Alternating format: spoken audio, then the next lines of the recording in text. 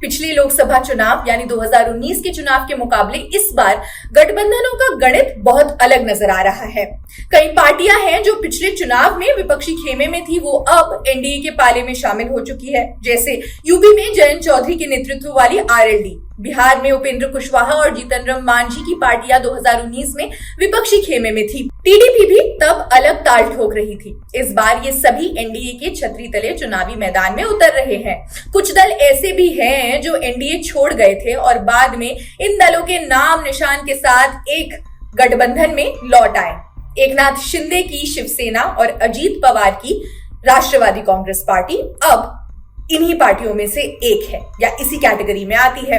उद्धव ठाकरे और शरद पवार विपक्षी India block में हैं, लेकिन उनकी पार्टियों के नाम और निशान के साथ शिंदे और अजित पवार एनडीए के खेमे में हैं। आइए 2019 के लोकसभा चुनावों के विवरण पर एक नजर डालते हैं। जब एनडीए बहुमत के साथ सत्ता में आया और विपक्ष ने भाजपा से मुकाबला करने के लिए एक मजबूत गठबंधन बनाने के लिए भी संघर्ष किया था। 2019 में इलेक्शन कमीशन ने 16 राज्यों और सभी केंद्र शासित प्रदेशों में एक साथ चुनाव कराए। हालांकि कर्नाटक, मणिपुर, राजस्थान और त्रिपुरा में 2 चरणों में मतदान हुए। 17वीं लोकसभा के सदस्यों को चुनने के लिए चुनाव 11 अप्रैल से 19 मई 2019 तक 7 चरणों में हुए और इस बार भी चुनाव 7 चरणों में ही होंगे। चुनाव की घोषणा 10 मार्च की गई थी और नतीजे 23 मई को आए, जिसके परिणाम स्वरूप सत्तारूढ़ भाजपा की भारी जीत हुई। प्रधानमंत्री नरेंद्र मोदी की बड़े जनादेश के साथ कार्यालय में वापसी हो गई। मतदान करने योग्य लगभग 912 मिलियन लोगों में से 67% से अधिक मतदान हुआ, जो अब तक का सबसे अधिक है।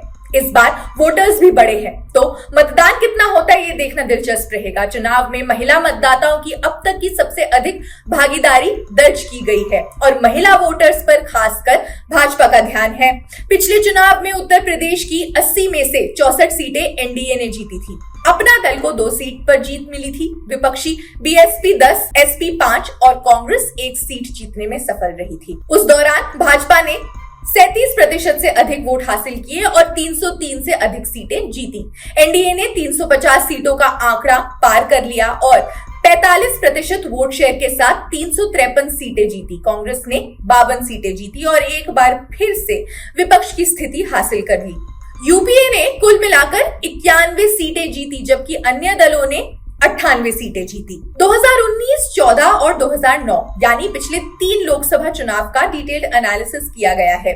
इसे अगर हम आसानी से कम पॉइंट्स में समझे तो राजनीतिक पार्टियों के स्तर पर, वोटर्स के स्तर पर 2009 में बीजेपी सिर्फ 1 सीट पर 3 लाख से ज्यादा मार्जिन से जीत पाई थी। 2019 में ऐसी सीटों की संख्या 105 हो गई। 2019 के लोकसभा चुनाव में महिलाओं का वोटिंग प्रतिशत पहली बार पुरुषों के मुकाबले ज्यादा हो गया। चुनाव आयोग ने 2009 के मुकाबले 2019 में करीब 2 लाख ज्यादा पोलिंग बूथ भी बनाए थे। ये 15 साल में 25% बढ़े हैं। अब बात करते हैं चुनावी मुद्दों पर। कांग्रेस और अन्य विपक्षी दल इलेक्टोरल बॉन्ड्स योजना को असंवैधानिक करार देने के सुप्रीम कोर्ट के आदेश पर भाजपा को घेरने का प्रयास कर रही है और लोकसभा चुनाव से पहले ऐसे कई मुद्दे हैं जिन पर विपक्ष योजना बना रही है। योजना के तहत इंडिया गठबंधन ये दिखाने के लिए डेटा का उपयोग करना चाहता है कि प्रवर्तन निर्देशालय यानी ईडी या केंद्रीय जांच ब्यूरो यानी सीबीआई की जांच का सामना करने वाली कंपनियों ने चुनावी बॉन्ड के माध्यम से भारी रकम दान की। लोगों ने कहा कि मनी लॉन्ड्रिंग की संभावनाओं पर भी केंद्रित मुद्दे हैं। कांग्रेस और अन्य विपक्षी दल भी इसी योजना को असंवैधानिक करार दे चुके हैं और इस पर जो है डेटा साझा करने की बात कर रहे हैं। आने वाले दिनों में आम लोकसभा चुनाव है, 2024 के लोकसभा चुनाव है और इसके मद्देनजर कई मुद्दे हैं जिन पर राहुल गांधी की भारत जोड़ो न्याय यात्रा भी केंद्रित है। न्याय यात्रा महाराष्ट्र पहुंच चुकी है। इसके अलावा आपको क्या लगता है, कमेंट सेक्शन में हमें जरूर बताएं। आने वाले दिनों में लोकसभा चुनाव में मुद्दा भारी होगा या नेता, कमेंट्स में जरूर बताएं। बाकी देश दुनिया की खबरों के लिए जुड़े रहिए जनसत्ता के साथ। शुक्रिया।